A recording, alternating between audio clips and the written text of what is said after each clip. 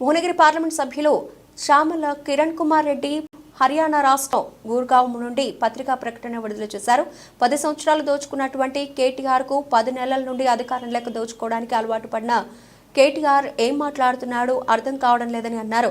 కేటీఆర్ మాట్లాడే Amrit 2.0 contract 2023 సెప్టెంబర్లోని building జరిగిందన్న విషయం తెలుసుకోవాలి. గత సంవత్సరం సెప్టెంబర్లోనే ఈ కాంట్రాక్టు ఆయన మిత్రులకు ఏపీ పార్లమెంట్ సభ్యులు మిథున్ రెడ్డి గారు, సత్య రామలింగ రాజు గారి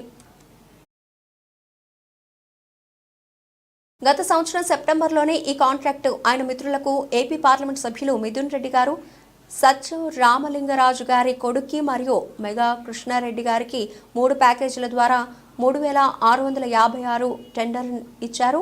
కాంగ్రెస్ ప్రభుత్వం అధికారంలోకి వచ్చిన తర్వాత ముఖ్యమంత్రి రేవంత్ రెడ్డి ఈ కాంట్రాక్టుల విషయంలో తప్పిదాలు జరిగాయని గుర్తించి రీటెండర్కు ఆహ్వానించి 30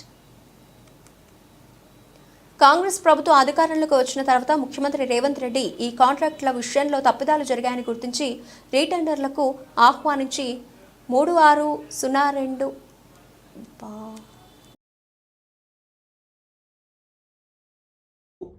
ఏ అమృత్ 2.0 గురించి అయితే మాట్లాడుతుర్రో ఈ అమృత్ 2.0 కాంట్రాక్ట్ల బిడ్డింగ్ పోయిన సంవత్సరము సెప్టెంబర్లోనే జరిగింది.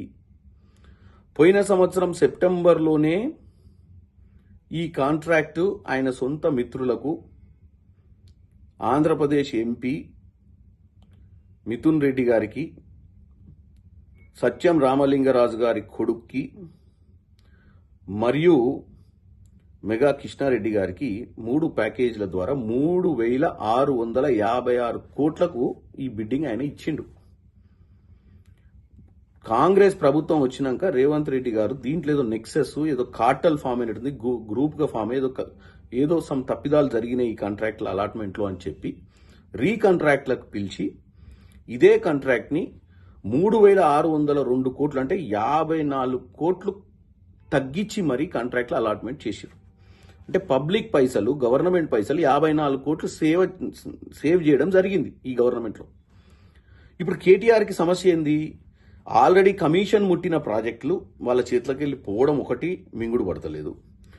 2, ఎవరైతే వాళ్ళ సొంత బీఆర్ఎస్ పార్టీ ఎమ్మెల్యే అల్లుడు రేవంత్ రెడ్డి గారికి దూరపు చుట్టాన్ని దీంట్లో మధ్యనకు లాగి ఏదో జరిగినట్టు ప్రజల్ని తప్పుదోవ పట్టిస్తూ 3656 కోట్లకు ఆయనే టెండర్లు ఇచ్చిన వ్యక్తి ఇప్పుడు 3602 కోట్లకు కాంగ్రెస్ ఇచ్చినాక దాన్ని తప్పుడు ఫిగర్లు చూపించి 8000 చిల్లర కోట్ల ప్రాజెక్ట్ ఇచ్చినట్టు తెలంగాణ ప్రజల్ని తప్పుదోవ పట్టిస్తున్నట్టు కేటీఆర్.